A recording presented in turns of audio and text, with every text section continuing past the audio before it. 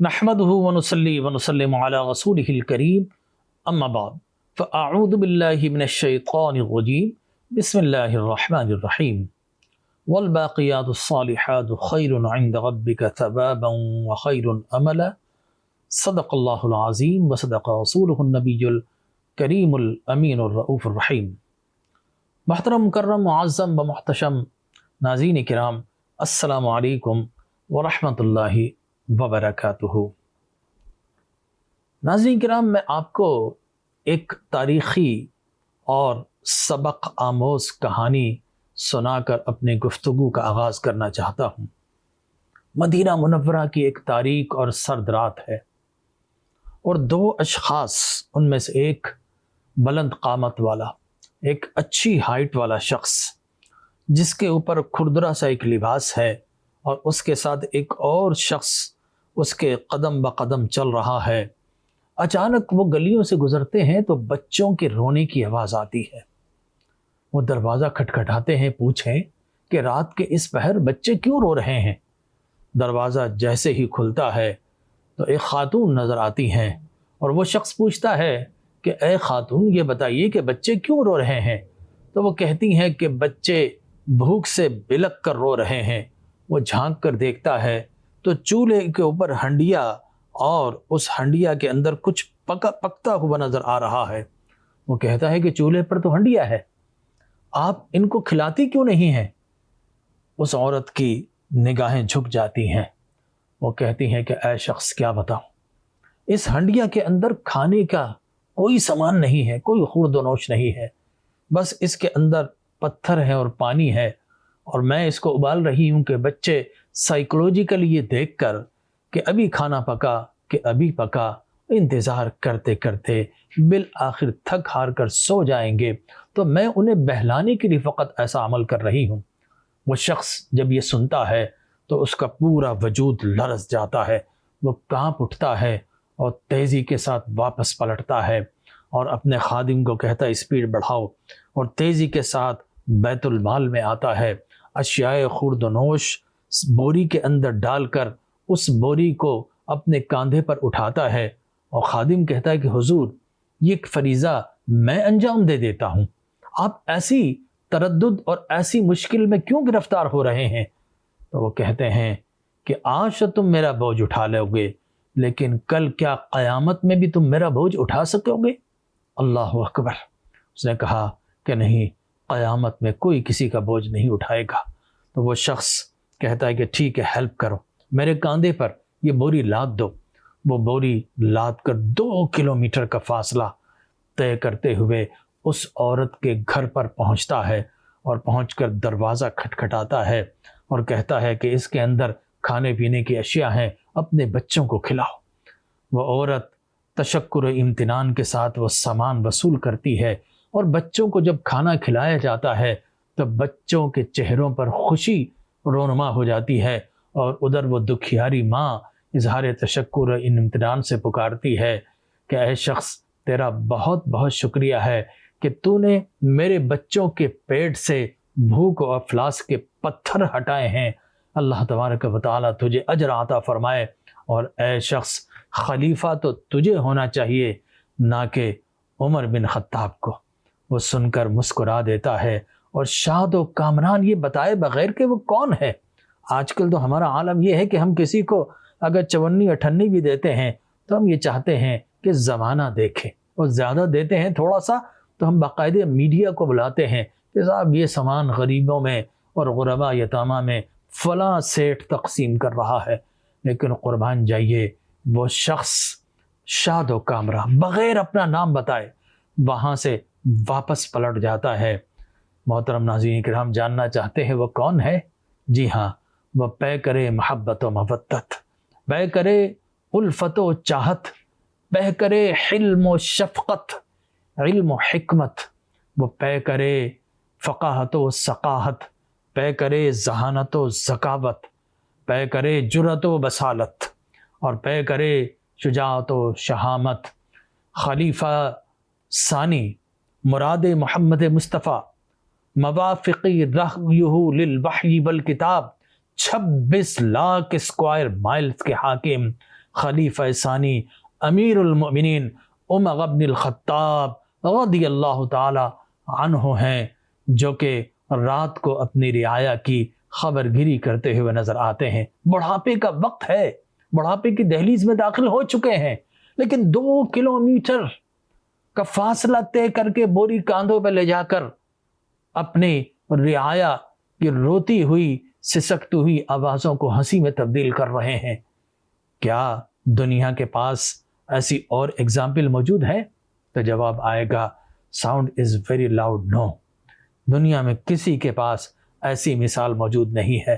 وقت کا عظیم خلیفہ فاروق اعظم، اور اندازہ کیجئے آج تو ہمارا عالم یہ ہے کہ ہم اگر بجٹ کے اندر اگر کسی غریب کو تھوڑی سی رعایت بھی دیتے ہیں تو صاحب ہم اس کا پروپیگنڈا کرتے ہوئے نظر آتے ہیں۔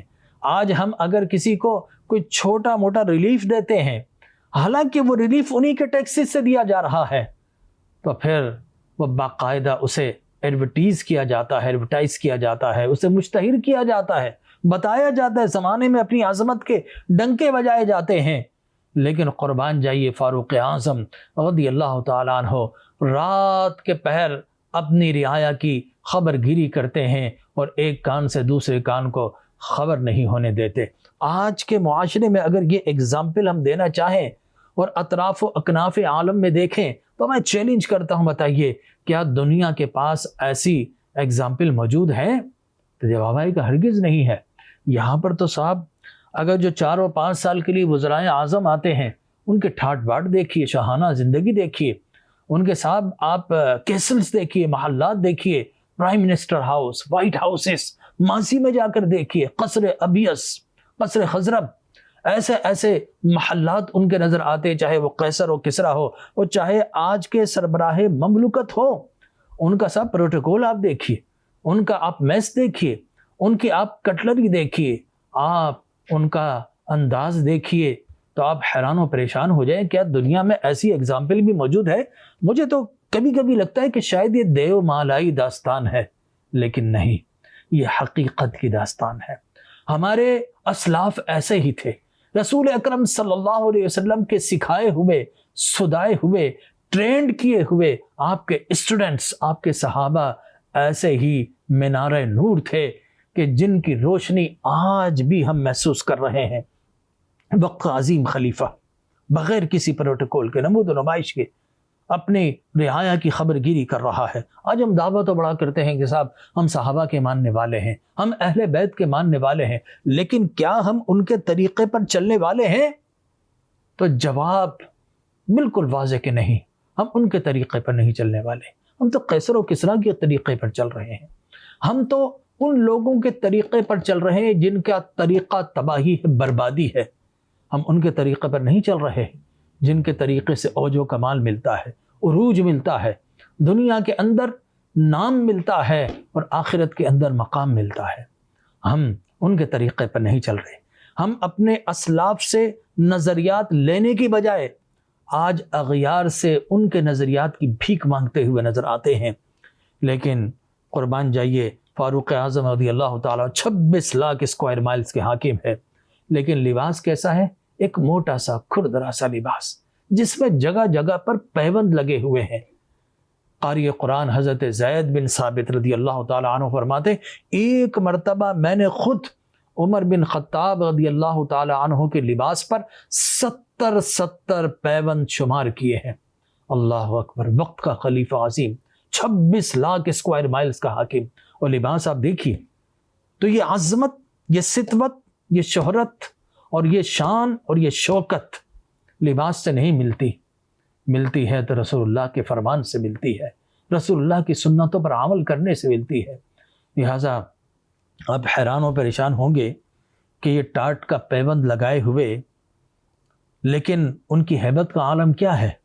ہم یہ دیکھتے ہیں کہ وہ سرہانہ، بلکہ قیصر و کسریٰ کے کچھ ایلچی آ جاتے ہیں، کچھ ایمبیسڈر، اسپیشل انوائے آ جاتے ہیں، اور وہ آ کر پوچھا where is the کیسلس of your king, کہ آپ کے بادشاہ کا صاحب وہ محل کدھر ہے؟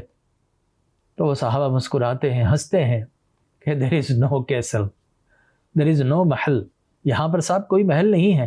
اچھا تو وہ خلیفہ کا سیکریٹریٹ؟ کہا سیکریٹریٹ بھی کوئی نہیں ہے، وہ ایک مسجد نبی، وہی سیکریٹریٹ ہے، وہی نمازوں کے لیے مسجد ہے، وہی بیت المال ہے، وہیں پر جتنے بھی اسٹیٹ گیسٹ ہاؤس جو ہے وہ وہی مسجد ہی اسٹیٹ گیسٹ ہاؤس ہے صاحب. وہی مسجد وزارت خزانہ بھی ہے، وہی مسجد وزارت خارجہ بھی ہے، وہی مسجد وزارت دفاع بھی، وہی GHQ بھی ہے، وہیں پر خلیفہ وقت سارے کے سارے جتنے بھی وار کی اسٹریٹجی وہیں پر بناتے. اچھا where is your caliph؟ تمہارا خلیفہ کہاں پر ہے؟ تو انہوں نے کہا وہ دیکھو وہ درخت کے کنارے جو اینٹ کے اوپر سرہانہ لگا کر سو رہا ہے وہی ہمارا خلیفہ وقت ہے. اللہ اکبر. وہ قیصر و کسریٰ کے ایلچی ان پر لرزہ طاری ہو جاتا ہے، تلواریں ہاتھ سے چھوٹ جاتی ہے، کہتے خدا کی قسم ہم نے جان لیا مسلمانوں کی ترقی کا راز کیا ہے. جب خلیفہ وقت ایسا ہوتا ہے تو پھر عوام خوشحال ہوا کرتی ہے، پھر عوام کے چہروں پر مسکراہٹیں ہوا کرتی ہیں، پھر وہ اللہ کی راہ میں قربان کرنے کے لیے خود کو ہر وقت تیار رہتے ہیں. لگزوریس لائف اور شاہانہ زندگی گزارنے والے کب کسی صداقت و امانت کے معیار پر پورا اترتے ہیں؟ اس لیے کہ ان کی زندگی ہی ایسا لگتا ہے کہ دنیا میں انہوں نے جنت بنا لی ہے. نہیں صاحب، جنت تو مرنے کے بعد ملے گی اور رسول اللہ کے سچے غلاموں کو ملے گی. یہ حضرت عمر بن خطاب رضی اللہ تعالی عنہ، اور انہوں نے باقاعدہ ان کی ہیبت کا عالم دیکھیے، پھٹا پرانا لباس ہے لیکن ہیبت کا عالم دیکھیے کہ ایک طرف تو ان کے جتنے بھی گورنر سے، چاہے وہ یمن کا ہو، چاہے وہ صاحب بصرہ کا ہو، چاہے وہ مصر کا ہو، چاہے وہ کوفہ کا گورنر ہو، حضرت عمر بن خطاب کے نام سے ان کے گورنر لرزتے ہوئے نظر آتے ہیں. اور دوسری طرف قیصر و کسریٰ کے محلات عمر بن الخطاب فاروق اعظم رضی اللہ تعالی عنہ کے نام سے لرزہ باندام نظر آتے ہیں. یہ کیسی شخصیت ہے؟ ہم پوچھتے ہیں افقہ الناس، فقیہ اسلام حضرت عبداللہ ابن مسعود سے، تو فرماتے ہیں کہ بے شک حضرت عمر کا اسلام لانا اسلام کی فتح تھی، ان کا ہجرت کرنا اسلام کی نصرت تھی، اور ان کی خلافت عوام کے لیے سراپا رحمت تھی. اقبال نے جب یہ منظر دیکھا تو پکار اٹھے، یہ سحر جو کبھی فردا ہے تو کبھی ہے امروز، ہوتی ہے نہیں معلوم کہ ہوتی ہے کہاں سے پیدا. یہ سحر جو کبھی فردا ہے تو کبھی ہے امروز، نہیں معلوم کہ ہوتی ہے کہاں سے پیدا. لیکن وہ سحر جس سے لرزتا ہے شبستان وجود، ہوتی ہے وہ بندہ مومن کی عزا سے پیدا، ہوتی ہے وہ بندہ مومن کی عزا سے پیدا. تو حضرت عمر بن خطاب رضی اللہ تعالیٰ عنہ رات کو گشت کرتے ہوئے نظر آ رہے ہیں، اور اپنے کاندھوں پر وہ باقاعدہ بوری لاد کر غریبوں کو دیتے ہوئے نظر آتے ہیں. اس لیے تو کسی نے کہا نا کہ محمد کے صحابی کا وہ شانہ یاد آتا ہے، محمد کے صحابی کا وہ شانہ وہ شولڈر، وہ شانہ یاد آتا ہے. بدل کے بھیس گلیوں میں وہ جانا یاد آتا ہے. اور نجف اس عہد کی مائیں جب آٹے کو ترستی ہیں، عمر تیری خلافت کا زمانہ یاد آتا ہے، عمر تیری خلافت کا زمانہ یاد آتا ہے. محترم سامعین کرام، گلشن اسلام کو جن لوگوں نے اپنے مقدس لہور سے سرسبز و شاداب کیا، یاد رکھیے اگر ہم کسی ایسی جگہ کی بات کرتے ہیں جو سرسبز و شاداب ہو، جو گلستان ہو، اس کی جب ہم بات کرتے ہیں، نخلستان کی جب ہم بات کرتے ہیں، تو آپ کہتے ہیں مالی بڑا اچھا ہے، بہت پراپرلی اس نے پروفیشنل انداز سے اس باغیچے کو بنایا ہے. لیکن کس سے بنایا؟ پانی دیا ہے، کٹنگ اچھی کی ہے، پسینہ بہایا ہے. لیکن یاد رکھیے اسلام کا جو گلشن ہے اسے سرسبز و شاداب اگر کسی سے کیا ہے اور کسی نے کیا ہے تو اسلام کے اولین دور کے وہ ہیرو ہیں جنہوں نے اپنے مقدس خون سے اسلام کے اس گلستان کو سرسبز و شاداب کیا ہے. اور انہی نفوس قدسیہ میں جو اولین نام نظر آتا ہے وہ خلیفہ ثانی امیر المومنین حضرت عمر بن خطاب رضی اللہ تعالی عنہ کا نام سر فہرست نظر آتا ہے. اور ہم کیوں نہ ان کی تعریف کریں، اس لیے کہ اسلام کے جتنے بھی لوگ ہیں وہ نبوت کے مرید ہیں، رسالت کے مرید ہیں، مصطفیٰ کے مرید ہیں۔ تو ہم کہیں گے کہ سارے کے سارے مسلمان مرید مصطفیٰ ہیں، لیکن حضرت عمر مراد محمد مصطفیٰ ہیں، جن کو آپ نے خود اللہ سے مانگا۔ لہٰذا کہاں مرید مصطفیٰ، کہاں مراد محمد مصطفیٰ صلی اللہ علیہ وسلم اسلام لائے تو اسلام کو ایسی شوکت ملی کہ قرآن میں اللہ نے صدا لگائی، یا ایھا النبی حسبک اللہ ومن اتبعک من المؤمنین۔ اب تک 39 مسلمان حلقہ بگوش اسلام ہو چکے تھے، اور مکۃ المکرمہ میں ایک مقام تھا حضرت ارقم رضی اللہ تعالیٰ عنہ کا مقام، جن کو دار الارقم کہا جاتا ہے، اسلام کا اولین مرکز، اسلام کی تبلیغ کا۔ مسلمان چھپ چھپ کر جاتے تھے اور حضور کی تعلیم سے اپنے وجود و اذہان کو روشن و منور کرتے تھے۔ لیکن 40ویں جب حضرت عمر بن خطاب حلقہ بگوش اسلام ہوئے، قدم محمد مصطفیٰ میں گر کر قربان ہوئے، تو کیا شاندار انداز سے فرق واضح ہو گیا کہ اب تو مسلمان چھپ چھپ کر عبادت کر رہے تھے، لیکن اللہ نے قرآن فصاحت و بلاغت میں یہ ارشاد فرما دیا، ایھا النبی حسبک اللہ ومن اتبعک من المؤمنین۔ اے پیارے مصطفیٰ کہہ دیجئے میرے لیے میرا اللہ کافی ہے، اور یہ 40 مسلمان جو مجھ پر ایمان لا چکے ہیں یہ میرے لیے کافی و شافی ہے۔ تو حضرت عمر 40 میں آئے تو ارشاد ہوا اللہ بھی کافی ہے، یہ 40 مسلمان بھی کافی ہے، ٹھیک ہے۔ اور قرآن مجید برہان رشید تو ہمیں یہ بھی کہتا ہے، تبارک الذی نزل الفرقان علی عبدہ لیکون للعالمین نذیرا، کہ بے شک رسول اللہ صلی اللہ علیہ وسلم ساری کائنات کو ڈر سنانے والے ہیں، اور کافۃ للناس ہیں، ساری انسان کے لیے کافی ہے۔ تو معلوم ہوا اللہ بھی کافی ہے، رسول اللہ بھی کافی ہیں، اور عمر بن خطاب بھی کافی ہیں۔ چنانچہ جب آپ ایمان لائے تو آپ نے کہا یا رسول اللہ اب چھپ کر عبادت نہیں ہوگی، علل اعلان کعبۃ اللہ میں جا کر ہم طواف کریں گے اور نمازیں پڑھیں گے، اللہ کو سجدہ کریں گے، اسلام کا پرچار کریں گے۔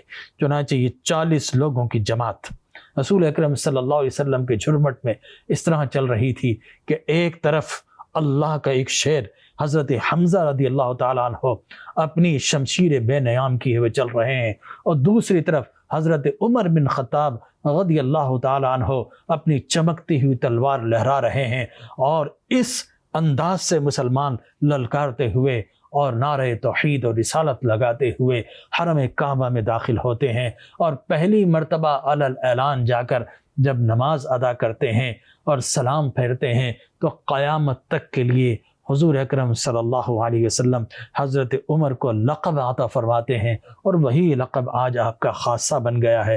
آپ نے فرمایا اے عمر آج کے بعد تم فاروق ہو، حق و باطل میں فرق کرنے والے، اچھائی اور برائی میں تمیز کرنے والے، اور ان کے اندر ایک فصل ممیز پیدا کرنے والے۔ آج تم اچھائی اور برائی کی تمیز اور فرق کرنے والے فاروق بن چکے ہو۔ تو یہ لقب فاروق بارگاہ رسالت محمد مصطفیٰ صلی اللہ علیہ وسلم سے ایسا میڈل بن کر آپ کو ملا کہ دنیا آج آپ کو فاروق اعظم کہتی ہے۔ لیکن ایک لمحے کے لیے رک کر میں آپ کو دعوت فکر دوں گا کہ فاروق کے ساتھ اعظم کیوں لگایا جاتا ہے، حالانکہ صدیق کے ساتھ ہم اکبر لگاتے ہیں، صدیق اکبر، اور بے شک آپ سے بڑھ کر صداقت و امانت کا استعارہ اور پیکر کون ہوگا؟ اس لیے کہ نبیوں کے بعد بلا فصل حضور کے خلیفہ حضرت صدیق اکبر رضی اللہ تعالی عنہ، آپ کو بھی یہ صدیق کا لقب بارگاہ رسالت سے بھی ملا اور بارگاہ الوہیت سے بھی ملا۔ اسی طرح حضرت عمر بن خطاب رضی اللہ تعالی عنہ کو لقب فاروق ملا۔ لیکن اعظم کیوں کہا جاتا ہے؟ دیگر اصحاب رسول کے ساتھ ہم اعظم نہیں لگاتے، تو یہ دنیا کا طریقہ ہے۔ آپ دیکھیے کہ سارس اعظم ایک بڑا بادشاہ تھا، بڑا فاتح تھا، تو ہم اس کے ساتھ جو زیادہ علاقے کانکر کر لے اس کو ہم کہتے ہیں اعظم، گریٹ۔ اسی طرح سکندر اعظم، سکندر دی گریٹ، اس لیے کہ سکندر اعظم کو اعظم اس لیے کہا جاتا ہے کہ صاحب اس نے بہت سارے علاقے فتح کیے، لیکن سکندر اعظم 16 لاکھ اسکوائر مائلز کو کانکر کرنے والے تھے، اعظم بن گئے۔ لیکن میں کہوں گا کہاں سکندر اور کہاں فاروق اعظم کہ آپ نے 26 لاکھ اسکوائر مائلز کو فتح کیا۔ لہذا حقیقت میں ہمارے آپ ہی اس دنیا کے اعظم ہیں، اور جب فاروق لگ گیا تو فاروق اعظم بن گئے، اس لیے آپ کے ساتھ لفظ اعظم لگایا جاتا ہے۔ چنانچہ آپ کی شجاعت و شہامت کا کیا کہنا، آپ کی جرأت و بصالت کا کیا کہنا، آپ ہر دور کے اندر ہر موقع کے اوپر آپ کی جرأت اور آپ کا جو فیصلہ ہوتا تھا وہ بہت زیادہ کلیئر اینڈ کرسٹل ہوتا تھا اور عین قرآن کے مطابق ہوا کرتا تھا۔ چنانچہ جب ہجرت کا حکم آ گیا تو جس کو جو موقع لگا وہ اس انداز سے مکہ سے ہجرت کر گیا۔ لیکن قربان جائیے شجاعت فاروقی پر کہ فاروق اعظم رضی اللہ تعالیٰ عنہ جب ہجرت کر رہے تھے تو برہنہ تلوار کے ساتھ مدینہ منورہ و مکہ المکرمہ کی گلیوں سے گزر رہے ہیں، اور آپ اعلان کر رہے ہیں کہ لوگوں، اگر کسی کو اپنے بچوں کو یتیم کرنا ہو اور اپنی بیوی کو بیوہ کرنا ہو تو آؤ عمر کا راستہ روک کر دیکھو۔ مکے میں بڑے بڑے بہادر تھے، شجاع تھے، بڑے بڑے دلیر تھے، بڑے بڑے پہلوان اور سورما تھے، لیکن عمر کا راستہ روکنے والا کوئی ایک بھی بہادر نہیں تھا۔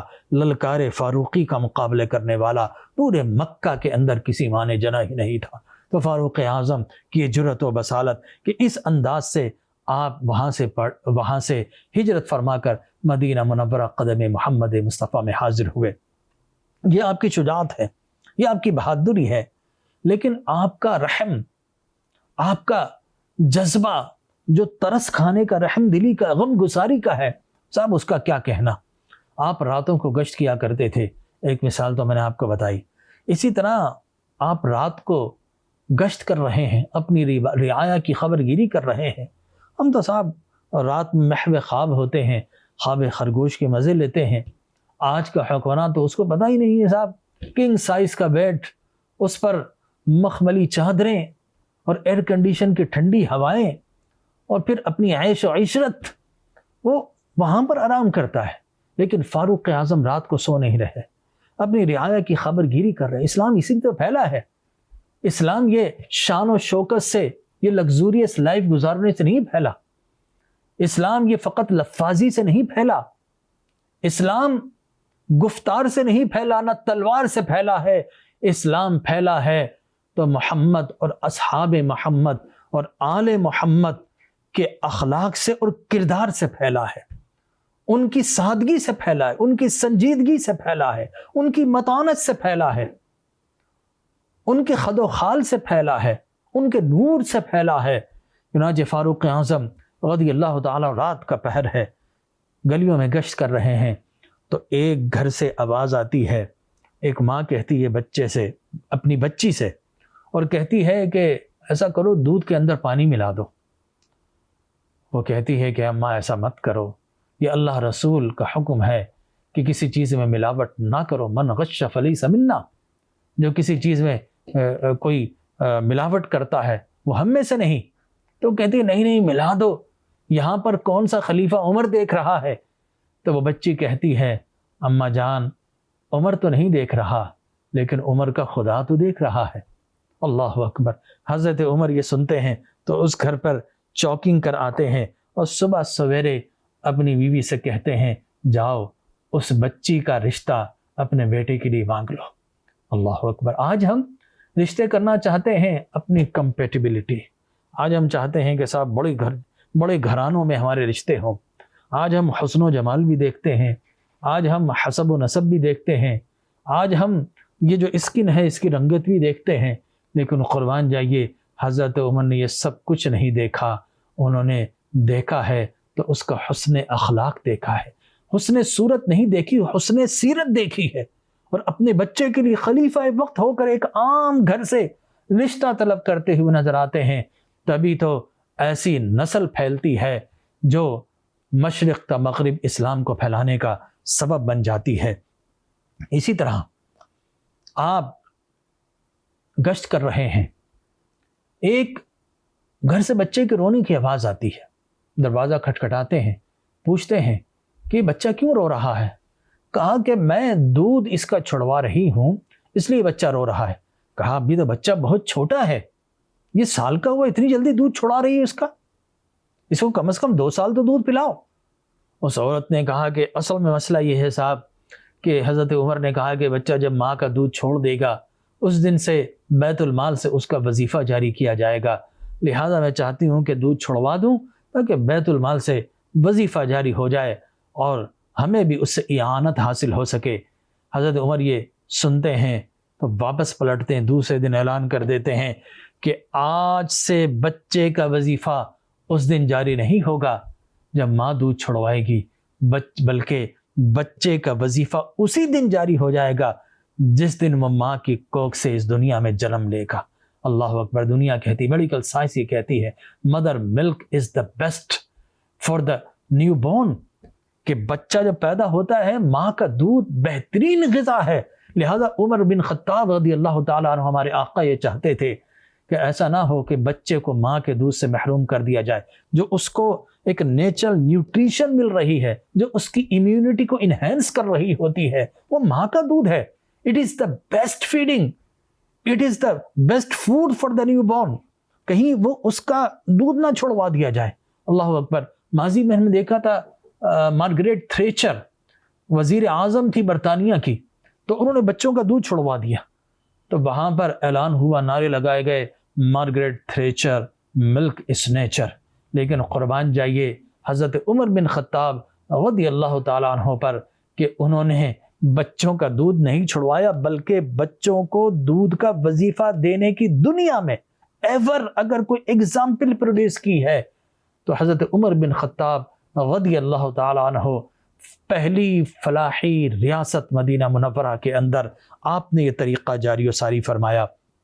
اور پھر اسی طریقے سے اللہ اکبر، آپ کا کیا کہنا، جتنی بھی آج اس دنیا میں ریفارمز کے نام پر کوئی چیز ہے، چاہے وہ بیت المال ہو، چاہے وہ بچوں کو وظیفہ جاری کرنا ہو، چاہے وہ کوئی اور معاملات ہو، چیک پوسٹ ہو، زمین کی ملکیت کے حقوق ہوں، دفاتر بنانے ہو، فوجیوں کو کب چھٹی ملنی ہے کب نہیں ملنا، یہ سارے کا سارا حضرت عمر بن خطاب رضی اللہ تعالیٰ عنہ نے دنیا کے اندر یہ ریفارمز متعارف کروائی تھی۔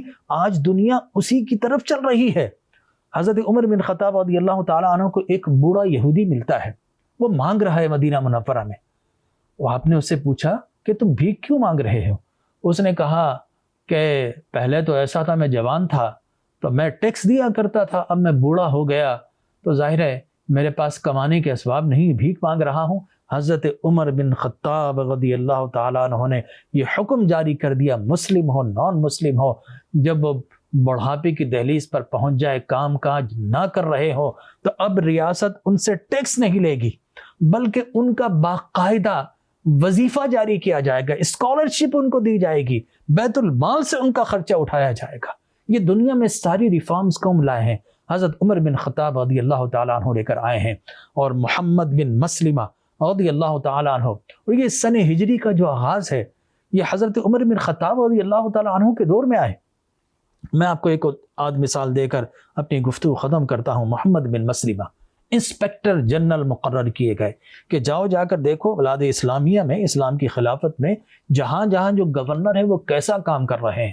چنانچہ آپ ایک مقام پر پہنچے، حضرت سعد وہاں کے گورنر تھے، تو آپ نے دیکھا کہ صاحب ان کا جو سیکریٹریٹ ہے اس کے سامنے دیوار قائم ہو گئی، تو آپ واپس پلٹے، آپ نے کہا حضرت عمر سے آ کر کہ وہ حضرت سعد نے اپنے سیکریٹریٹ، اپنے آفس کے باہر ایک دیوار قائم کر لی ہے۔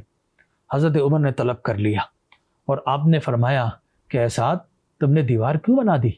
لوگوں کے پاس، تمہارے پاس تو ایزی ایکسس ہونا چاہیے لوگوں کا، یہ سنتری، یہ پیون، یہ دروازے بند، نو نو نو نو، اسلام کی یہ تعلیمات نہیں ہے۔ اسلام نے تو کہا دیوار تک نہیں ہونی چاہیے، چہ جائے کہ دروازہ ہو، لہذا تاکہ لوگ ایکسس کر سکیں، لوگ اپنے کاموں کے لیے آ سکیں۔ چنانچہ حضرت عمر بن خطاب رضی اللہ تعالی عنہ نے بلا لی حضرت سعد کو۔ آپ نے کہا کہ کیوں ایسا کیا؟ تو حضرت سعد نے جواب دیا، اے امیر المومنین، بات یہ ہے کہ میرے سامنے بازار ہے، میرے آفس کے سامنے، اور وہاں پر آوازیں آتی ہیں، آفس کا کام پراپرلی نہیں ہو پاتا. حضرت عمر نے کہا نہیں اے سعد، جس قصر کے سامنے کوئی دیوار آ جائے وہ قصر سعد نہیں ہوتا، وہ قصر فساد ہوتا ہے. آپ نے کہا دیوار گرا دی جائے. ہم نے تو سنا تھا صاحب گورنر ہاؤس کی دیواریں گرا دی جائیں گی، پرائم منسٹر ہاؤس کی دیواریں گرا دی جائیں گی، لیکن صاحب اسی طرح اپنے پورے جوبن کے ساتھ اپنی عیاشیاں لوگ انجوائے کرتے ہوئے نظر آتے ہیں. لیکن یہ حضرت عمر بن خطاب رضی اللہ تعالیٰ عنہ کی شان تھی. چنانچہ ہم یہ دیکھتے ہیں کہ حضرت عمر رضی اللہ تعالیٰ عنہ کی فہم و فراست کا کیا کہنا، آپ کی محبت کا کیا کہنا، اور نسبت غلامی محمد مصطفیٰ کا کیا کہنا. حضرت عمر بن خطاب رضی اللہ تعالیٰ رسول اللہ سے ٹوٹ کر محبت کیا کرتے تھے. چنانچہ وہ آپ نے مثال سنی ہوگی، ایک منافق حضور سے فیصلہ کرواتا ہے اور پھر اس کے بعد دوبارہ سے سپریم کورٹ سے فیصلہ کروا کے ہائی کورٹ کی طرف آ رہا ہے، کتنا بے وقوف ہے. اور آتا ہے جناب صدیق اکبر، ان گھر پر وہ نہیں ملتے، چلو عمر کے پاس چلتے ہیں، ایک سیکنڈ اوپینین لیتے ہیں. حضرت عمر کے پاس جاتا ہے، ایک وہ سو کالڈ مسلم تھا، ایک یہودی تھا. حضور نے یہودی کے حق میں فیصلہ کیا تھا. بارگاہ رسالت سے فیصلے عدل و انصاف کی بنیاد پر ہوتے ہیں، کسی مذہب، کسی کاسٹ، کریڈ، ریس، ریلیجن کی بنیاد پر نہیں ہوتے تھے. چنانچہ اب وہ سیکنڈ اوپینین کے لیے حضرت عمر کے پاس گیا اور اس یہودی نے کہا دیکھیے تمہارے نبی نے ہمارے حق میں فیصلہ کر دیا، لیکن نہ تمہارا مسلمان مانتا نہیں، تمہارے پاس دوسری سیکنڈ اوپینین کے لیے، سیکنڈ ڈیسیشن کے لیے آئے ہیں. عمر نے کہا اچھا. گئے، باہر آئے اور اس کا سر تلوار سے قلم کر دیا اور کہا کہ جو نبی کا فیصلہ نہ مانے، عمر کے تلوار کا اس کے متعلق یہی فیصلہ ہوا کرتا ہے. اس لیے حضرت عمر کو کہا جاتا محدث. ایک ہوتا محدث، ایک ہوتا محدث. محدث وہ ہوتا جو حدیث کا علم رکھتا ہے. محدث وہ ہوتا ہے کہ جس کی زبان سے جو الفاظ نکلیں اللہ تبارک و تعالی انہی الفاظ پر قرآن نازل کر دیتا ہے. وَاتَّخِذُوا مِن مَّقَامِ إِبْرَاهِيمَ مُصَلًّى، یہ حضرت عمر کے الفاظ تھے کہ ابراہیم کے نشان قدم کو مصلی بنا لیں. اللہ نے ایز اٹ از من عن انہی الفاظ کے اندر قرآن نازل کر دیا. 22 مقامات ہیں قرآن کے جو حضرت عمر کی زبان سے الفاظ نکلے انہی الفاظ میں as it is without the change of the any word, اور کوئی زبر زیر کے بغیر، کسی پوائنٹ اور کسی فل سٹاپ اور کاما کے بغیر اللہ نے ویسا ہی قرآن نازل کر دیا. جس طرح ام المؤمنین عائشہ صدیقہ رضی اللہ تعالی عنہ پر جب تہمت لگی اور حضور نے پوچھا عمر کیا کہتے ہو، کہا ھذا سبحانک ھذا بہتان عظیم، کہ بے شک یہ بہتان عظیم ہے. یہ حضرت عمر کے الفاظ تھے. اللہ نے انہی الفاظ میں قرآن نازل کر دیا. وَإِذَا سَأَلْتُمُوهُنَّ مَتَاعًا فَاسْأَلُوهُنَّ مِن وَرَاءِ حجاب، یہ آیات کے حجاب کے متعلق عمر بن خطاب کے الفاظ تھے. اللہ نے اسی انداز سے قرآن نازل کر دیا. اور یہاں پر جب اس منافق کا سر قلم ہوا تو جب اس نے کہا کہ صاحب رسول مکرم صلی اللہ علیہ وسلم تک بات پہنچی تو آپ نے حضرت عمر کو بلا لیا. تو حضرت عمر سے پوچھا کہ عمر کیوں سر قلم کر دیا؟ آپ نے فرمایا لا یؤمنون حتی یحکموک فیما شجر بینہم، یا رسول اللہ جو آپ کی بات نہ مانے وہ مومن کیسے ہو سکتا ہے؟ اللہ تبارک و تعالی نے انہی الفاظ پر جبرائیل کو بھیج دیا. فلا وربک، قسم کھا کر گئے محبوب میں قسم ہے میں تیرا رب ہوں، لا یؤمنون حتی یحکموک فیما شجر بینہم. جو عمر بن خطاب کے زبان سے الفاظ نکلے اللہ نے ایز اٹ از انہی الفاظ سے قرآن کو نازل کر دیا. یہ حضرت عمر کا مقام. اپنے پرانے مکان میں گئے، 26 لاکھ اسکوائر مائلز کے حاکم ہیں، آنکھوں سے آنسو جاری ہو گئے. حضرت عمر پوچھتے ہیں کہ آنکھوں سے آنسو جاری ہوئے. خادم پوچھتا ہے کہ اے عمر یہ آنکھوں سے آنسو کیسے جاری ہو گئے؟ تو آپ فرماتے ہیں کہ میں اظہار تشکر و امتنان سے یہ آنسو بہا رہا ہوں.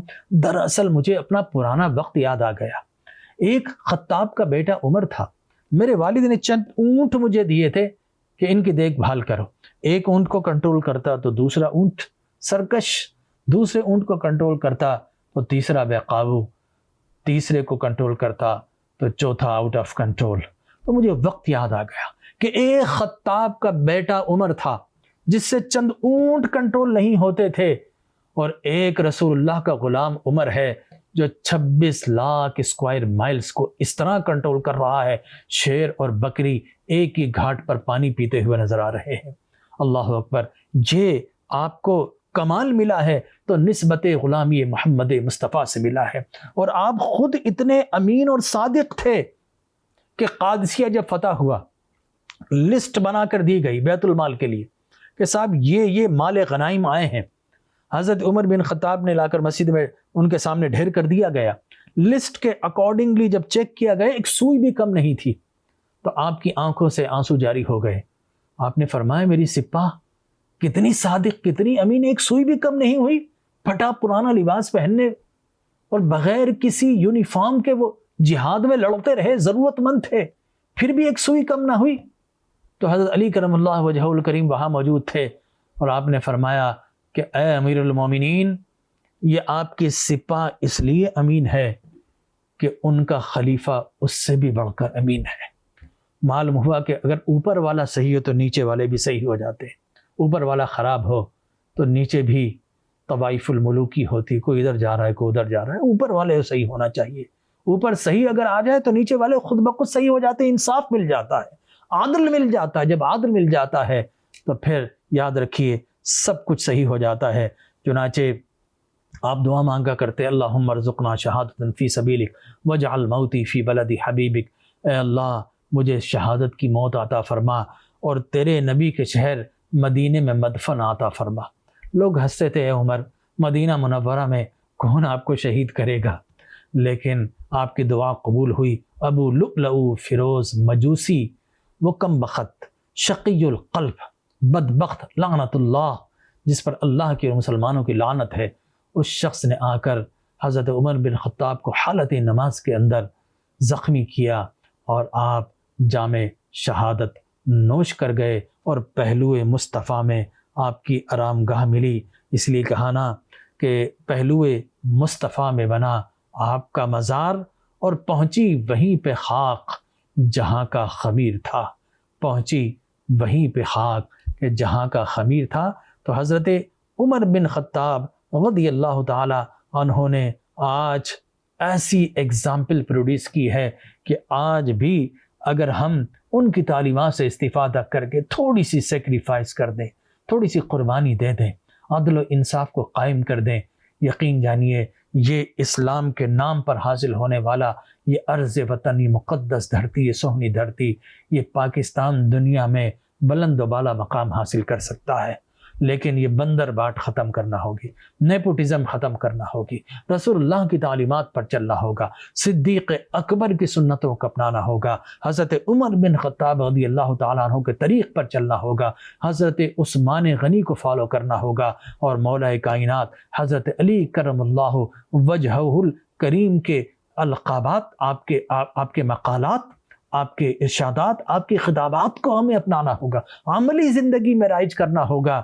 یقین جانیے یہ دنیا کل بھی آپ کو سلام کر رہی تھی، آج بھی سلام کرے گی۔ وہ کہتے نا وہ معزز تھے زمانے میں مسلمان ہو کر، اور ہم خار ہوئے تاریک قرآن ہو کر، ہم خار ہوئے تاریک قرآن ہو کر۔ اگر آج بھی ہم اگر ان کی تعلیمات کو اپنا لیں تو یقینی طور پر یہ یکم محرم الحرام ہمیں تعلیم دے رہی، یاد دلا رہی ہے خلیفہ ثانی حضرت عمر بن خطاب رضی اللہ تعالیٰ عنہ کی سیرت کو۔ اور محرم الحرام پہلا دن ہے، لوگ مبارکباد دیتے ہیں، تو میں کبھی کبھی سوچتا ہوں کہ خون فاروقی میں ڈوبی ہوئی ہے محرم کی پہلی شام، خون فاروقی میں ڈوبی ہوئی ہے محرم کی پہلی شام، میں کیسے کہوں تم کو نیا سال مبارک ہو۔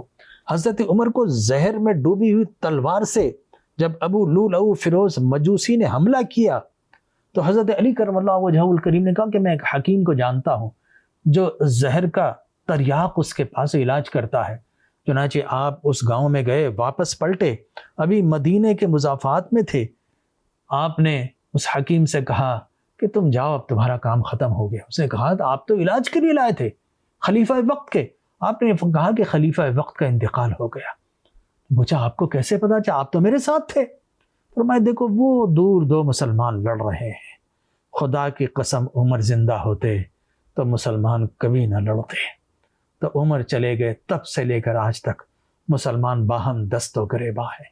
حضرت عمر رضی اللہ تعالیٰ عنہ کی سیرت پر چلیں تو آج بھی مسلمان شیر و شکر ہو سکتے ہیں۔